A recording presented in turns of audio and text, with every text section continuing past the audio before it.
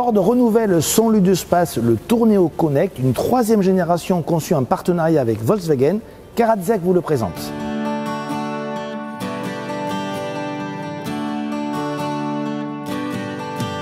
C'est en 2003 qu'est apparu le Ford Tourneo Connect, le ludospace du constructeur américain. Il est donc installé sur notre marché depuis longtemps, mais celui-ci a dû apprendre à vivre dans l'ombre de ses principaux rivaux tricolores qui ont toujours trusté les premières places de la catégorie.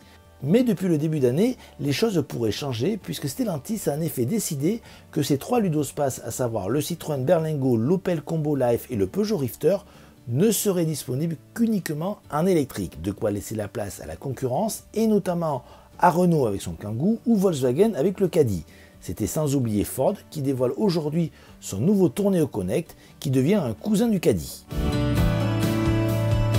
Ce nouveau Tourneo Connect est donc le cousin du dernier Volkswagen Caddy. Il bénéficie toutefois de certains traits caractéristiques comme par exemple sa face avant, on retrouve la grande calandre typique de chez Ford. Vous avez également des projecteurs spécifiques et il en est de même au niveau des feux arrière.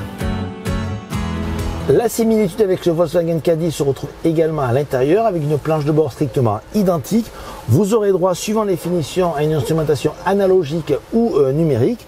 L'écran multimédia est bien sûr tactile et on retrouve malheureusement les commandes de climatisation et l'ergonomie perfective des dernières générations de chez Volkswagen. C'est dommage pour Ford. Pour le reste, la qualité globale est plutôt bonne. À noter les très nombreux rangements, notamment celui situé au-dessus de l'instrumentation. Pour le reste, il n'y a rien à redire, c'est un ludospace donc pratique. Comme le Caddy, le Tourneo sera disponible en deux longueurs, 4,51 m et 4,86 m, mais toujours en 7 places. L'habitabilité au second rang est bonne, que ce soit en matière d'espace aux jambes ou de garde-toit. On n'en dira pas de même du dernier rang qui servira juste d'appoint.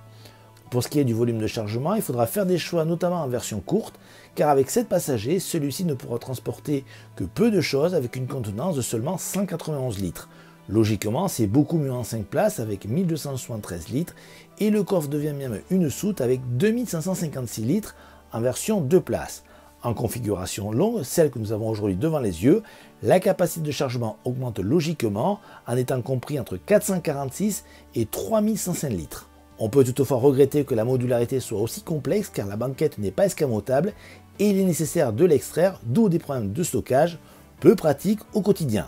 L'équipement se modernise énormément avec l'aide au parking automatique, par exemple la caméra de recul ou l'assistant de remorquage. Pas de surprise au niveau mécanique puisqu'on retrouve les moteurs du Caddy, à savoir un essence, le 1,5 litre EcoBoost de 114 chevaux en boîte mécanique ou automatique et deux diesel, le 2 litres EcoBlue en 102 et 122 chevaux associés en boîte mécanique ou automatique. Le Tourneo Connect sera par ailleurs disponible pour la première fois en transmission intégrale. Ce nouveau Tourneo Connect qui sera disponible en deux longueurs courtes et longues sera commercialisé à l'été prochain. Les tarifs ne sont pas encore connus.